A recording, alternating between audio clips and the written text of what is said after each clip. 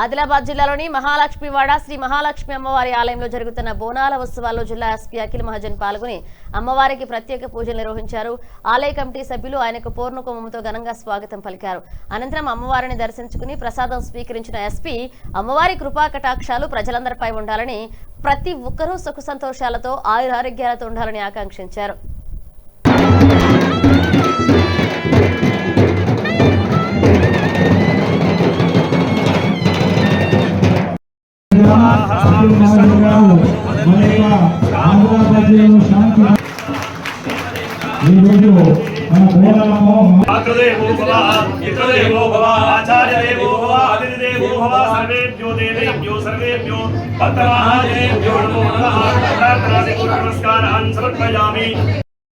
सरस्वते नमः गुरवे सर्वलोकानां विशदे भवलोकिनां निधये सर्वविद्यानां श्री दक्षिणामूर्तये नमः श्री गणेश शारदा गुरुभ्यो नमो नमः।